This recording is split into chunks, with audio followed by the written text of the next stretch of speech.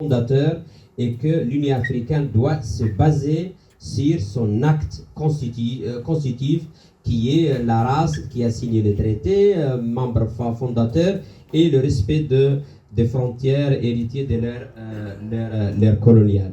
Donc voilà, et je crois aussi que la participation de la race dans le dernier sommet partenariat entre l'Union africaine et l'Union européenne, c'est un acte qui symbolise cet attachement à l'Union africaine de la participation de la race et de continuer à offrir aux Sahraouis et à la race la place qu'ils méritent selon l'acte constitutif de l'Union africaine. عندي سؤالي أنا قاعد سؤالي نختار سؤال بسيط بعيد عن لغة القوانين والدبلوماسية وكذا. هي نبغي نعرف القضية الصحراوية اليوم في أي موقع، وش هي التحديات المطروحة على الشعب الصحراوي، وهذا المعطى اللي عندنا الجديد اللي هو الرجوع للكفاح المسلح كان له تأثير على مستوى المسار الأممي، ومسألة الحكم محكمة العدل الأخير كانوا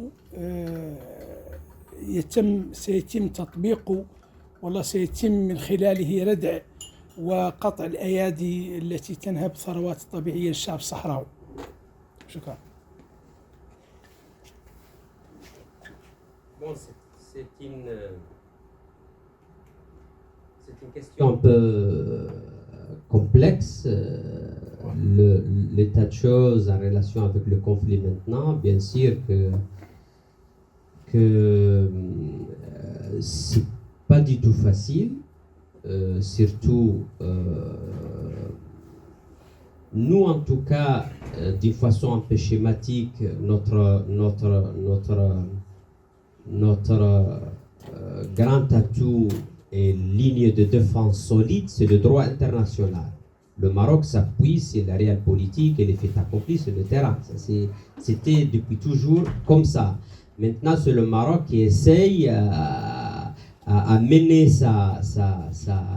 sa bataille contre nous, même dans ce terrain qui était réservé aux Sahraouis, qui est le droit international et la légalité par le biais d'avoir des reconnaissances à sa souveraineté prétendue et même de sortes de résolutions, surtout depuis 2007 au sein de Conseil de sécurité et la dernière 2797. Et ce qui fait que les Sahraouis, on doit vraiment d'abord prendre conscience de la complexité, la difficulté croissante et dessiner une feuille de route qui correspond vraiment aux défis qui se présentent aujourd'hui. On ne peut pas aller avec la même feuille de route des années 90 et les années 2000. Ça, c'est un nouveau contexte avec de nouveaux défis et avec une nouvelle réalité. Et je crois que les Sahraouis sont en position, ils sont suffisamment capables et avoir l'intelligence de formuler cette feuille de route. Et je crois que en même temps, le différent front de résistance, c'est que nos amis sud-africains appelés Pillars of Resistance, ils doivent être menés avec une certaine syntonie, synchronisation pour aboutir au même objectif qui est la lutte diplomatique bien sûr, la lutte pacifique aux zones occupées, la lutte armée qui a été initiée en 2020 et bien sûr le projet des Sahraouis de bâtir le fondement de leur État dans les camps de réfugiés à la partie libérée du territoire du Sahara occidental. Ce sont 4 fronts qu'on doit mener avec détermination et bien sûr essayer et faire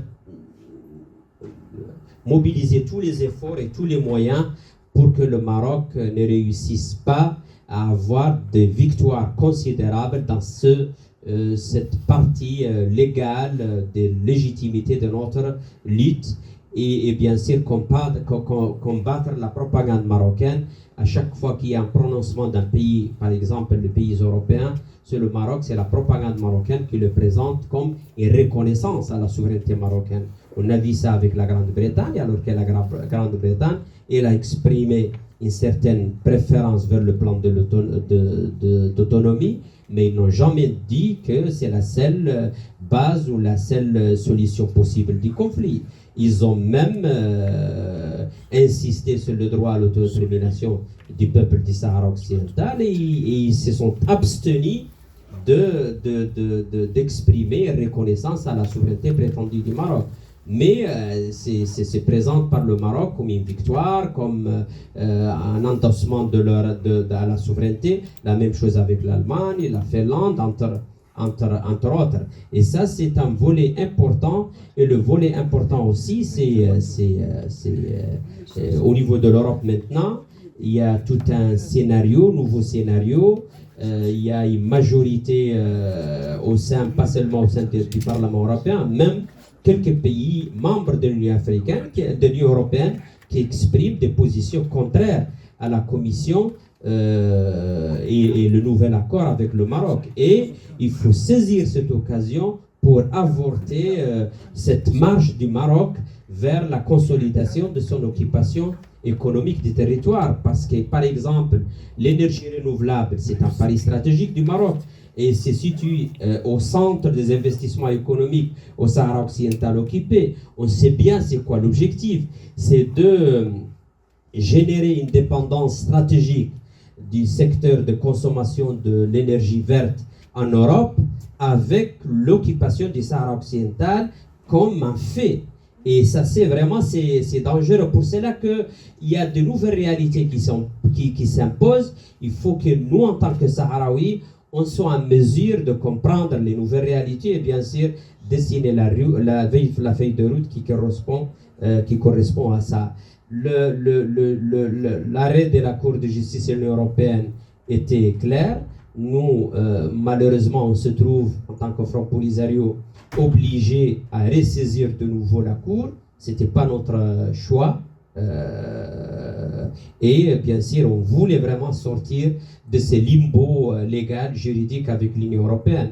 Mais à chaque fois qu'on croit que c'est fini, c'est la Commission qui commence à inventer des interprétations qui sont pas conformes avec les différents arrêts de la Commission de la Cour de justice de l'Union européenne. Donc voilà, en résumé. Je pense que le temps